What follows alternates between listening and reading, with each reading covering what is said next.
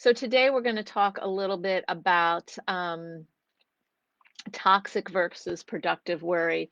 And the first thing that I want to do is share with you a downloadable, which is right here for you. It's a free summary of what we'll be talking about today. So please make sure you go to that. And hi, Fabiola. Hi, Monica. So please make sure you go to that link and you get your free downloadable from me as a gift for talking about toxic worry, which is something I know a little too much about, honestly. Okay, so let's talk a little bit about toxic worry versus productive worry. So we know that nervousness is an uncertainty that diminishes when you learn a skill. So you're nervous about maybe doing a presentation at work, but when you've actually done that presentation at work once, your nervousness kind of diminishes. It's like stage fright. Once you've gotten out there, you're a little more confident. Hi, Susan, welcome. Hi, Simone. Um, so worry, however, is expecting a negative outcome. So nervousness will sort of, kind of turn itself down over time when you're comfortable and you've learned the skill, and it's easier for you to actually do the task. Worrying, however, is expecting a negative outcome. So you're pretty sure that whatever you're thinking about, the bad things, that the what ifs are going to happen. And anxiety is a condition of over responding to fear or worry. So, uh, we worriers, we turn what ifs into believable situations. So, worry is about how we think of something, and anxiety is our physiological response based on the triggers. Thank you, Ahmed, and thank you, Karen. I'm with you. I know I do it more than I would like. So here's the flip side, is that we worriers are actually really good planners. We have future focused thinking and creative ways of seeing things. So, when we are talking about toxic worry, however, what we want to really understand is that toxic worry is what I call poisonous worry, also. And it's about things you can't control. Thunderstorms, whether people will like you, if the plane will crash, will you have good weather on your vacation? It can make you feel and sound like you're crazy because toxic worry replays in your brain over and over again. Productive worry is about doing things like your homework, getting to work on time, remembering to charge your phone. Productive worry contributes to the helpful planning side of anxiety. It can be motivating and you're anticipating dangers. So, what is anxiety? So, anxiety is a pattern that we have in our in our being, that has a physiological aspect, that stress response, that amygdala, fight, flight, or freeze, a psychological component, that negative thinking and negative expectation, and an emotional component of fear.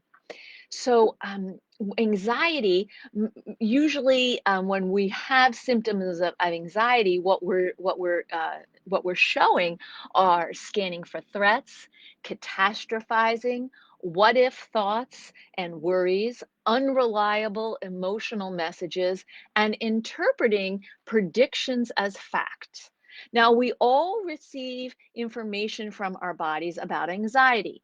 Physiological information, as I said, those uncomfortable bodily states, that tightness in your stomach or maybe in your chest, or you get a headache, you get dry mouth, your palms start getting hot.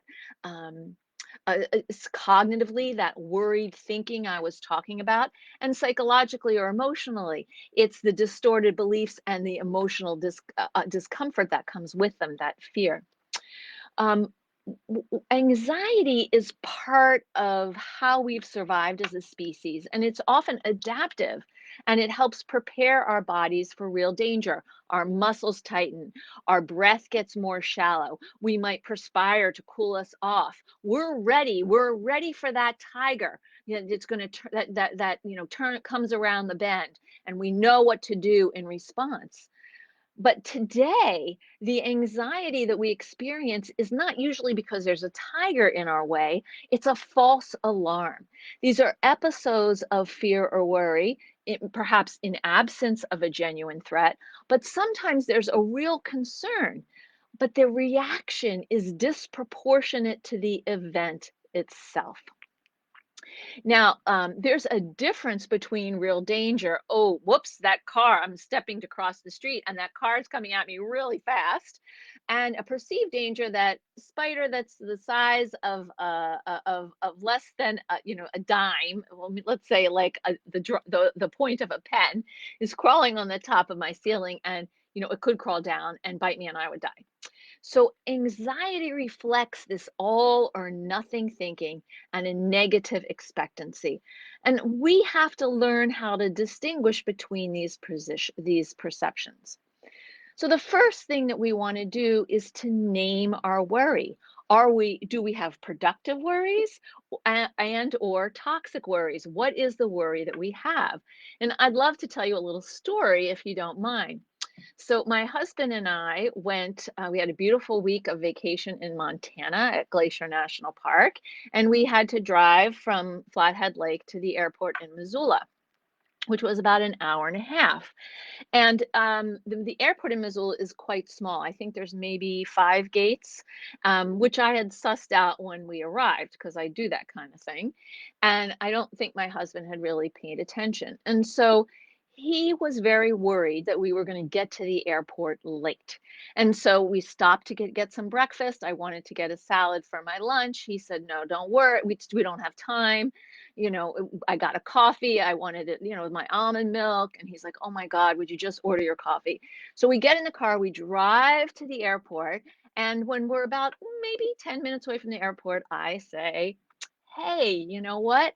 I still am going to want some lunch. Let's stop and get a salad." And he said, "Well, I don't think we have time." And I said, "It's 11:45 and our plane leaves at 1:45. We have time because this airport is quite small. We're going to be fine." But he didn't feel that way because he has worry about, arriving places on time. That's not my worry. And his worry generally is productive because he thinks in terms of backwards design. He's like, okay, our flight is here. I have to, if flight's at 1:45, I should arrive at 12:45. But we have to return the car. So now it's 12:30, etc. In this particular airport, everything was very close together, and the car return was like a 3-minute walk from the entrance of the airport. So I said, "Yes, I still want to get my salad because, we're flying and I get hungry and then I'm get like headaches and cranky. So I want to do that." So he's like, "Oh my God, we hardly have time." So he starts speeding. And then we get pulled over by a police officer. So now we actually are starting to run into that extra time that we had. And the police officer pulls us over and he asks for my husband's license and registration. It's a rental car. And he gives him the rental agreement. And my husband says, "We have a flight. It leaves at 1:45." And the officer goes away. And my husband is clearly, fuming while the officer's in his car checking my husband's license or whatever. And he's so mad at me. And I'm just trying not to take it on because I know that we have plenty of time because this isn't my area of anxiety. So then the officer comes back and he said, "It's your lucky day. I'm only giving tickets to people who are going 15 miles over the speed limit and you are going 10." And I thought, well, that's also because we're older and we're white. But of course, I didn't say that because I wanted to get out of the situation. So then he lets us go. And my husband said, "Do you still want your salad?" I'm like, "Yes, I do." So we go to the Chipotle and um he doesn't want anything, and I walk in and there's a line and I say to the second people in line, "Could I get in front of you? We have a flight and we were stopped by the police and we're running late." And the people said, "Oh, that was you. Of course you can. So I got my salad. We went back to the airport. We made it through, no problem. And we had at least 50 minutes until the flight left. So the reason I'm telling you this story is because this is how productive anxiety can go awry. And a lot of times we think, productive anxiety, that's good. It motivates me. I'm going to get to places on time. I'm going to get things done. But it can actually shift into some toxic worry, right? That productive worry shifts into toxic worry. Um, um, I don't know. Deborah's saying, seriously. I don't know. I just know that I was freed to not get a ticket by this police officer. So I can't say, but it was for some reason that happened. And I'm sure it was because we were out of staters and in a rental car and we looked okay. And probably because we were white, because in the United States, people of color and Caucasian people are not treated necessarily the same by law enforcement, which has been proven after study after study. Anyway, I want to go back to toxic worry. So my worry is completely different. Like I'm not worried about, getting to the airport or, that kind of thing. I worry about things I cannot control. Like will this Facebook Live go well today? I don't know. Will people read my book? I'm not sure. How will I create a good training? These are the things I worry about, and none of them are necessarily in my control. Like, will I create a good training or not? Maybe. I mean, I'm going to do my best and I have to let it go. But toxic worry really has to do with that feeling of vulnerability and less control about an issue or a situation. It's tough to manage your feelings of uncertainty, and you have discomfort. It's difficult to reduce them. So, I am worried about one of my kids, and there's nothing really I can do about that. They live 3,000 miles away, and they don't really want to sort of listen to what I have to say. But I'm super worried about how they're doing and the fact that they're not doing well. And this kind of eats away at me. And that is actually toxic worry. It's also how a loving mother lives their lives, but it isn't helpful. But productive worry, helps you facilitate problem solving because you're increasing your focus on brainstorming and useful ideas or figuring out solutions. You can control those productive worries because you focus on things you can influence and release the fantasy of having control. But with toxic worry, the symptoms of toxic worry um, are, you're tired, you have trouble sleeping. That's the 3 a.m. I'm worrying about stuff, agitation, headaches, nausea, avoiding things that trigger worry or trying to control situations. Whereas productive worry, it's like, okay, well, my flight leaves at 1:45, so I need to be at the airport at 12:30. How am I going to make sure I'm at the airport at 12:30? So these are different. Toxic worry is like, how can I make sure that my daughter is making good choices? I can't. But I'm going to worry that she's not making good choices. I can't do anything about that either. So it's really interesting to be able to identify your worries, what's toxic and what is actually productive.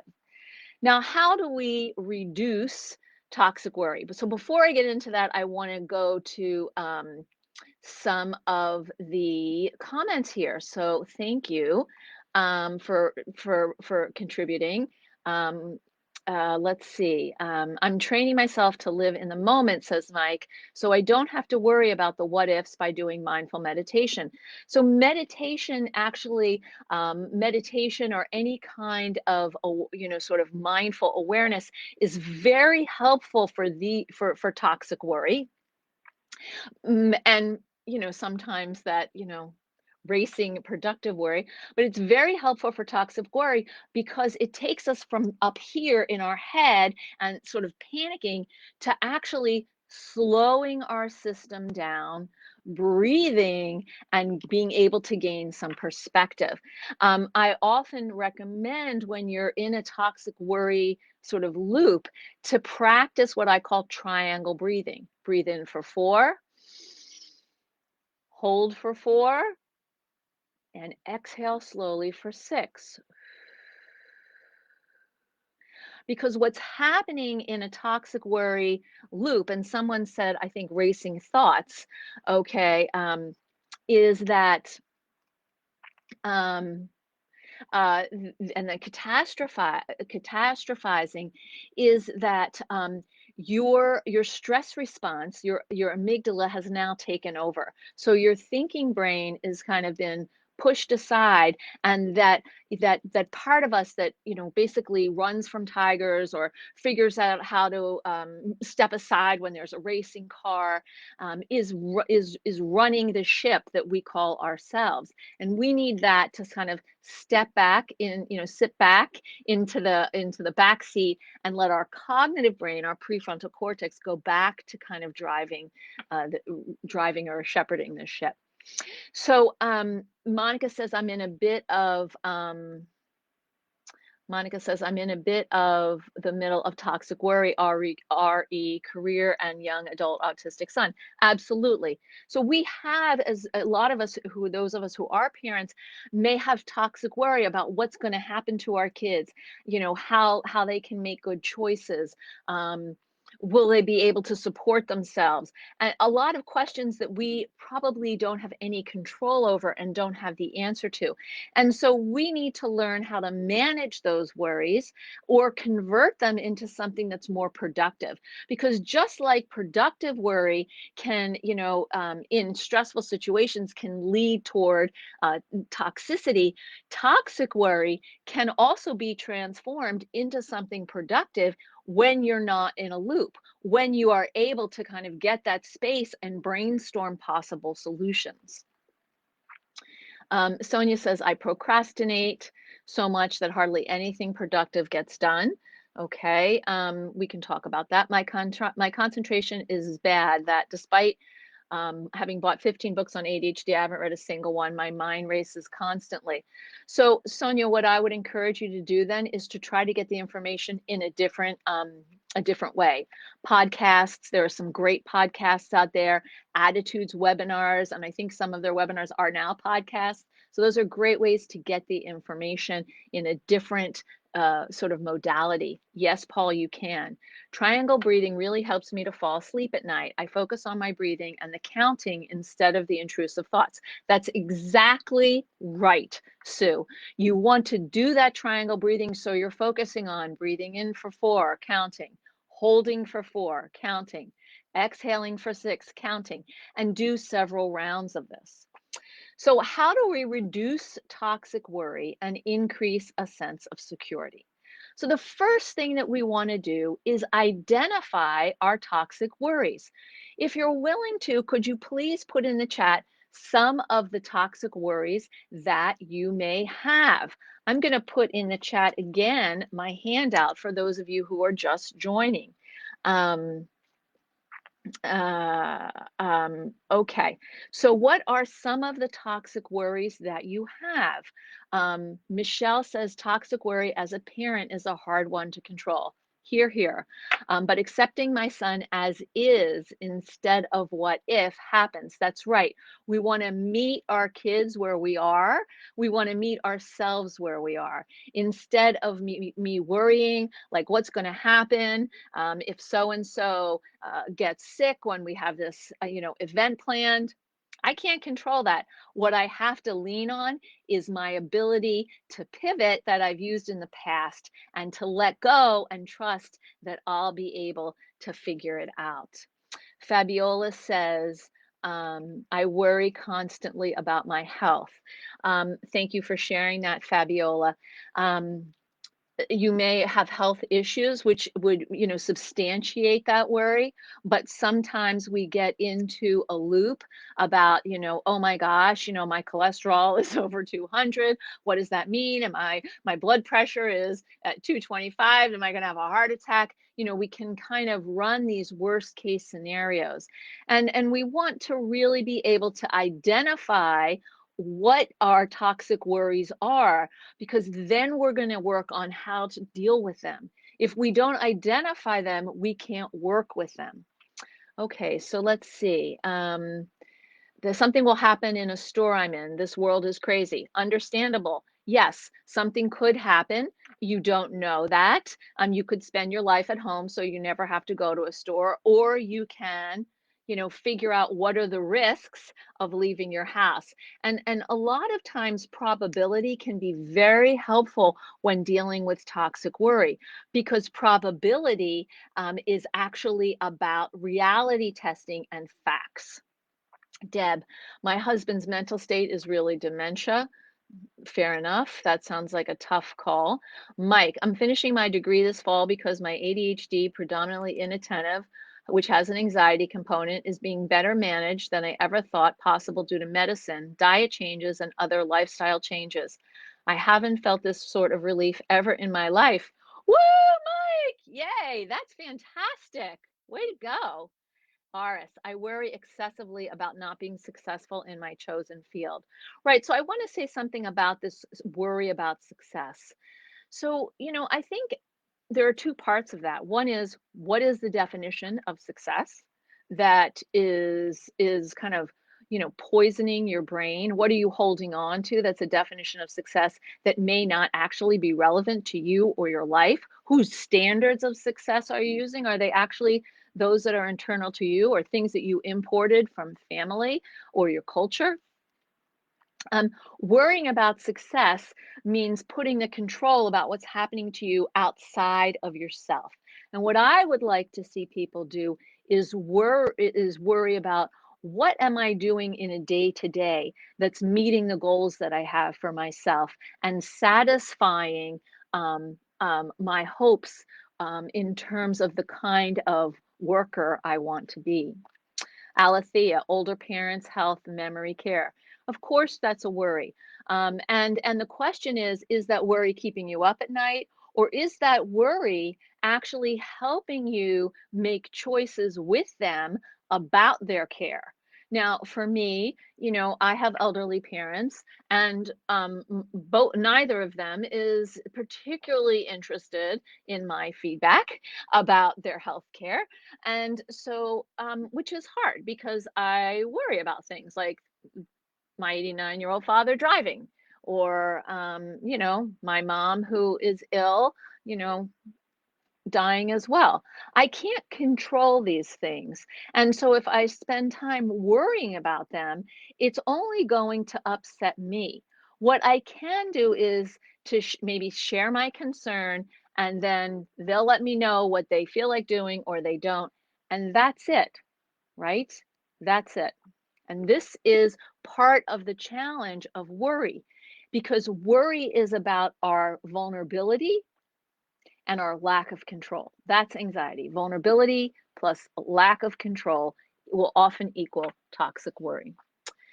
Elaine, I worry about illness that will render me dependent. I hear you. Jamie, in your opinion, what's the difference between executive functioning issues and toxic worry? So, we're not really talking about executive functioning issues specifically today, except for one or two. And the executive functioning issues that are really affected by toxic worry, well, maybe three, would be impulse control, because when you're activated, when you're in a high alert when you're in a high alert status, you're more likely to act impulsively that you will regret. Two, emotional dysregulation, which I spoke about before, that people with ADHD struggle with emotional regulation. So it's already challenging for them to kind of manage strong emotions, a stress response, an amygdala takeover. intense sadness. So that is part of this. And I think the third thing would be working memory, because emotional control and working memory are innately tied. Because what happens is that when we're distressed, we have struggled to call up times in the past when we succeeded in spite of our distress, right?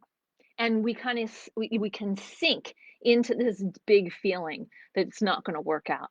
And so that is something that that people with ADHD really struggle with. I worry that I will never get my back taxes done. Nadine, I hear you. Step by step, make a plan, get an accountant, get somebody to help you. Jerry, I worry about how people perceive me constantly and I feel like I'm not good enough. So, Jerry, I did a webinar earlier this year for Attitude on Social Anxiety. I encourage you to check that out, because this is also this worry about how people are going to perceive you and what they'll think about you is a very common and quite toxic worry for people who struggle with social anxiety. The feeling good enough is a feeling state that goes along with that, like somehow you don't have enough confidence or self-esteem or think you're worthy, but that and that kind of these kind of come together, and it can be incapacitating. Alethea, also young children's lives and needs. Yep, people worry about that. Sonia worries whether my two sons, who both have ASD, will be able to support themselves when they're older. Right, and so the productive side of that worry is to teach them the skills that they need and to give them a longer lead time. That it's going to take them longer than it will take a neurotypical child or teen to become more self-sufficient adults. Binge eating. Yep, that's a coping mechanism that isn't super effective, but people do it. I have chronic fatigue, which causes me problems with exercising, which in effect stresses me out due to struggling to lose weight. I worry about calories every single day. I'm so sorry to hear that.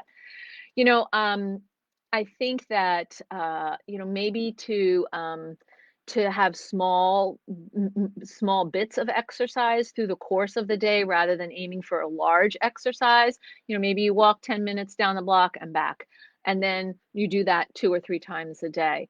Because worrying about your calories, it keeps you not in the present. So that's the thing about toxic worry and productive worry, actually. Both of these things are future focused. And so they take the strength that people with anxiety have of future focused thinking, and they kind of corrupt it in a way. Deb, ADHD medicine, worry about chronic pain. My not working anymore will adversely affect my family. I quit working a few years ago before my anxiety. I'm sorry to hear that, Sue.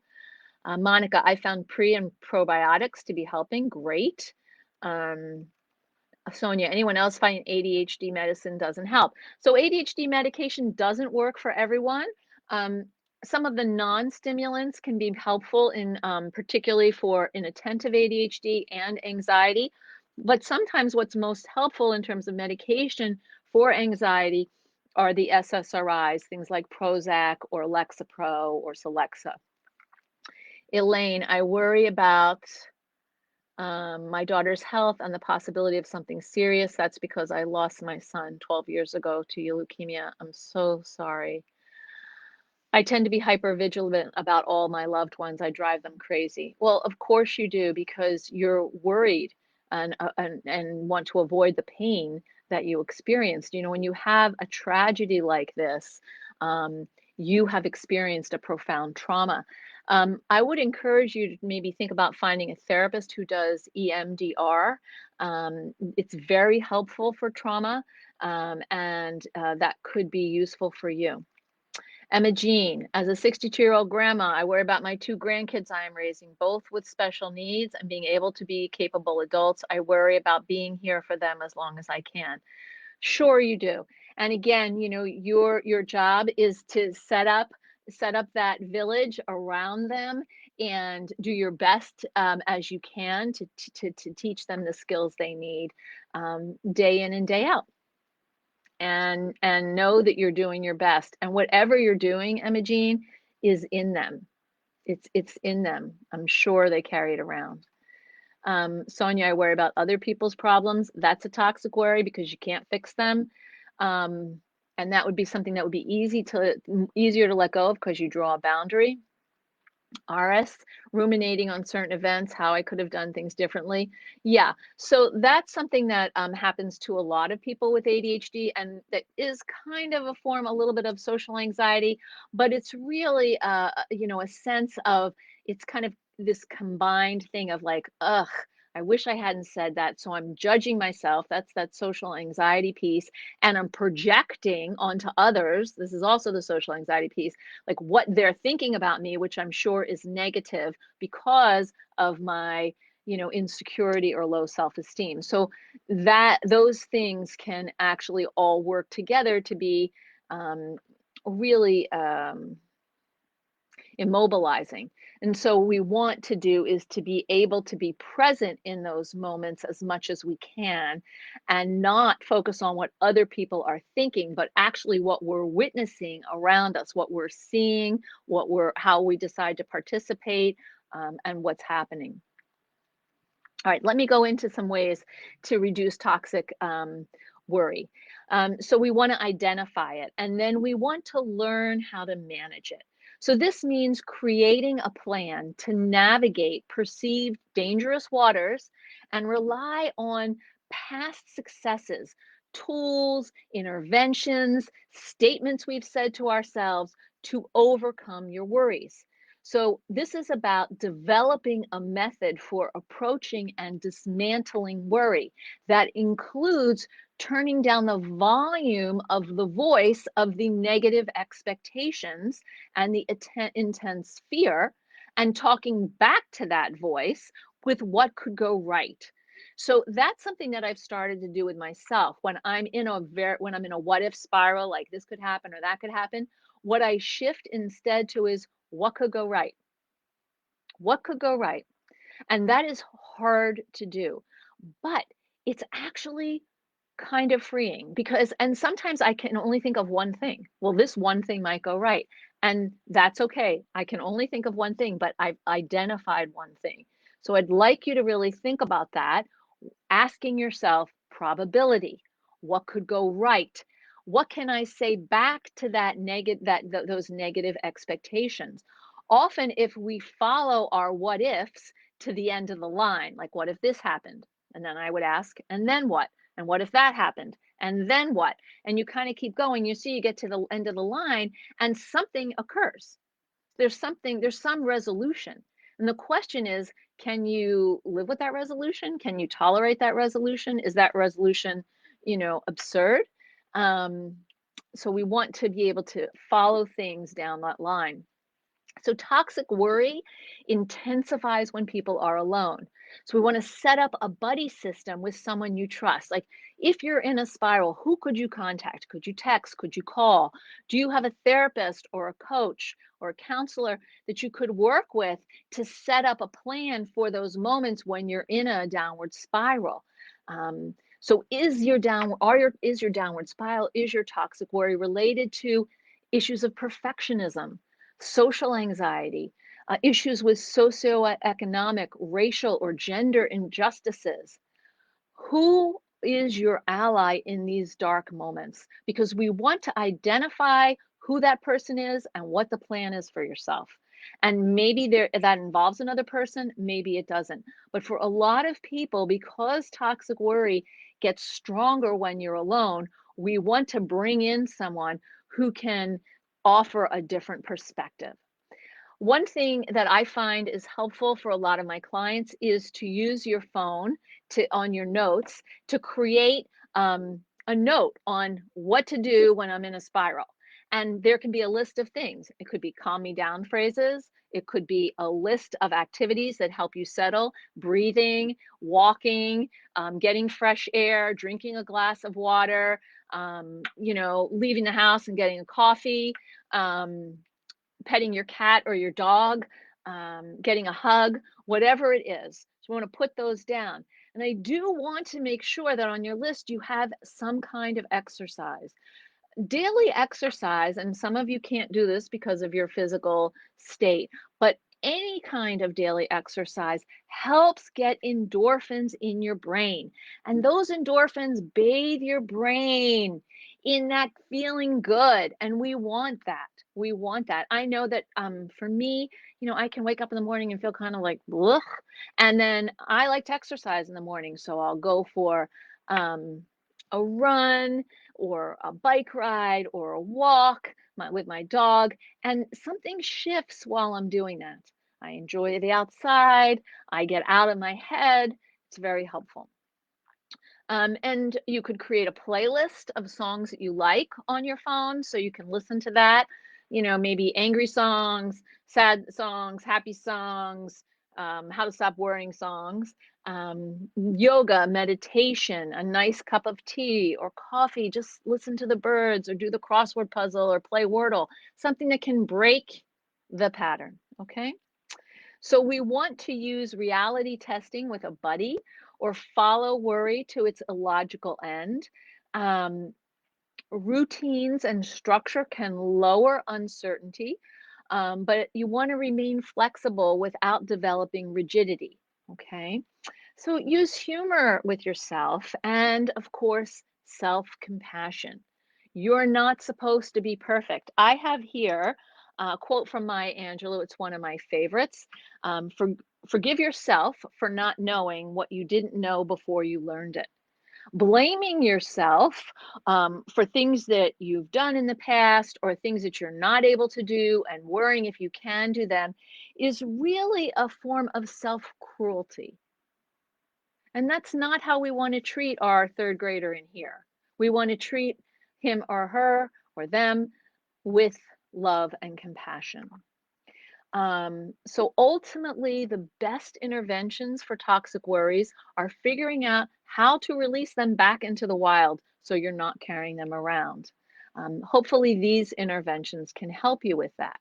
And there are a number of great comments that I missed while I was giving my little teaching. So I'm just going to pick up where we left off.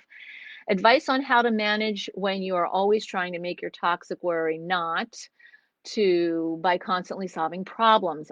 Using your parent example, buying a medic alert, brackets, reading how to have difficult conversations, lots of work won't go anywhere, but you have to try. So, Lauren, this is a great question. My answer would be pick one thing.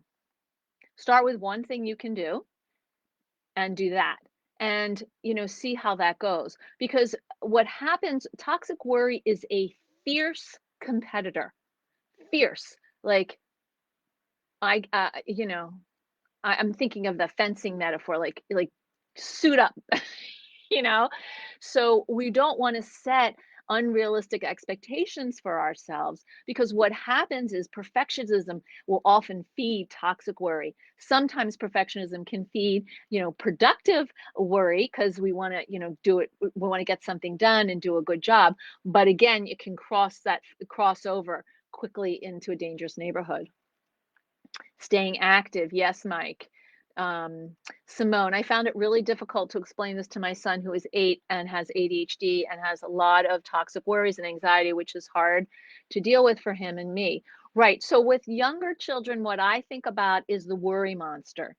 And we might draw the worry monster, we describe the worry monster, and we might want to uh, figure out together, like how to put your arm around him and say, okay, worry monster, you're rearing your ugly head. This is what we've planned to talk back to you. Um, when kids have worries like this, persistent worries, it's because they feel out of control about something. So we want to help them define what they're out of control about and what are small steps for gaining control in that area. And that's true for all of us. We need some small steps to gain control so we feel like, we don't feel so vulnerable. Lynn, being invited to an event that I worry about going in the social time with people I don't know. Right. Everybody worries about going to events when we don't know people. Who doesn't? I mean, there are some people who are like, oh, great, I'm going to meet a lot of people. But there are plenty of us who have this little niggling worry or sometimes a big worry about I'm going to a place I don't know anyone. What's that going to be like for me? And it is a challenge. So we have to talk to ourselves and say, okay, it's okay to be nervous. You haven't done this before. You haven't been to this place, but you've tried other things. You've had other firsts and you've been able to manage in those situations. So what is a tool or a strategy that you had there that you could apply here? Mike, I used to binge eat, but I realized binge eating gave my brain the dopamine that it needed. Binge eating is basically non-existent. Right. So when we binge, dopamine wants high intensity feedback. So that can be food, that can be screens, that can be risky activities, it can be substance use. Dopamine craves high reward activities. And we have to balance in our brains those high reward activities with those lower reward activities, like maybe a quiet reading a book or pulling weeds in the garden or, doing Sudoku. Okay, existent. Dana, fluoxetine helps you. Okay. Jamie, I found it excellent, but do you still have to retrain your habits? Absolutely, you do. Which is it? Doesn't it work? Stopped working or breaking old habits? Only you can know that. This was pointed out to me recently. Good luck. I hope you find what you need. Yes. So it is about if something works, do more of it. If it's not working, how are you going to regroup and pivot? Nadine, EMDR would be useful for trauma from dealing with a high functioning until he wasn't anymore alcoholic. Yes. Um, Jamie, I really appreciate your approach to human issues that as individuals, as with parenting, that there are limits of what we can and cannot do. Thank you for that. You're welcome, Jamie. I mean, this is something I'm struggling with. I personally am struggling with. I'm in the sandwich generation right now, and it's painful. Like I can't pretend that it's not, you know. When I went to visit my parents, who live in Philadelphia, they're not married, but my mom said, I said, "Can I drive?" She's 83. She's like, "No, no, I'll drive. I can drive my car." And I'm like, "Okay." So we get in the car. She turns left on the street, and the street has been like divided. There's like a divider that looks like this. So you can go this way or you can go this way. And so she goes on the wrong side of the divider into the oncoming traffic. And I'm kind of freaking out in the front seat. I'm like, Mom, you need to get out of this lane. You need to get out of this lane. Turn right, turn right. And she's like, "Oh, okay. Yes, I know. I've got it." And there were like three other instances where she was like, really kind of on somebody's tail a few times and like hit all these potholes. And all I kept saying was like, "Why can't I drive?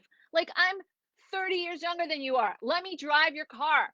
But wouldn't do it. And that was just a huge exercise in letting go. And then when we finally got back home, I was like, I'm gonna take a little walk. Kat, thank you for such a wonderful talk. Wondering, is it possible to develop ADHD as an adult after having a very unstable home, having to move from state to state, never going to school for a few months, and had the opportunity to build relationships, asking for a friend that is in a deep depression, toxic worry, no sleep, etc.? I don't know. That's not really how ADHD works. It's a biologically based disorder. 55% of people who have ADHD have a parent who's had ADHD. So sometimes life situations will uncover ADHD that previously existed but wasn't perhaps noticed or diagnosed. RSD is a real thing and not a lot of people talk about it. We'll be talking about RSD again here in the weeks and months to come. It's very important. Um, Thank you. Thank you, Tina. Deb, yes, it is. I had 3 episodes at work. I knew intellectually a coworker would never hurt my feelings, but emotionally, I could not handle the feeling that he did. I generally just need to withdraw from the situation until I can get rid of my emotional pain. Right. So we have to figure out how to soothe ourselves, and we need to teach our kids how to do that too, because that's the only thing that's going to help us. What helps soothe me? Do I want to talk to someone? Do I need to see if what I'm experiencing actually really happened, or was it my perception that something was off? What can we do? And recently, I had a friend tell me that something I said while they were at my house to one of my kids was critical and judgmental. And this friend told me that when I was already feeling bad about something else. And I basically said to them, "I need to go. I have to have a cry." So I hung up the phone and I went into my house and I sat on my sofa and I had a little cry. And then they texted and said, "I'm sorry, that was not okay for me to do when you were feeling that way." I'm like, "Thank you," because it really wasn't, right? So it's hard. Sometimes when we're in pain, like we turn to someone, but then actually sometimes they can make it worse. So we want to just stay with ourselves and figure out what's going to help soothe us. Susan, is there a better word than perfectionism? Since I don't think of perfect when I look at the clutter, the word just seems wrong. You can come up with any word you want. I think that's really kind of up to you. Um, I think that you could come up with. I don't know. I can't say for you. I think you should figure that out. You're welcome, Deb. Um, thanks, Mike. Great, Karen. I'm glad. Fabiola, thank you. You're welcome. The binge eating is one of my biggest challenges, but it's affecting my health, but I can't seem to stop. So, Fabiola, what I would do is really encourage you to seek a support group, and whether it's Overeaters Anonymous or a support group, an online support group that's offered by any really eating disorder clinic. They offer a lot of them, is very helpful. There is a great book called When Too Much Is Never Enough, which is about ADHD and eating disorders or risky behaviors or substance use. You might want to check that out. Monica, my dad is showing signs of dementia. He still drives around our small town, but I won't get in the car with him. Okay, there you go. A good talk. Thank you, Elaine. Alethea, I used to refuse. I refused to ride or let my loved ones ride with my mother-in-law until we could talk her out of driving.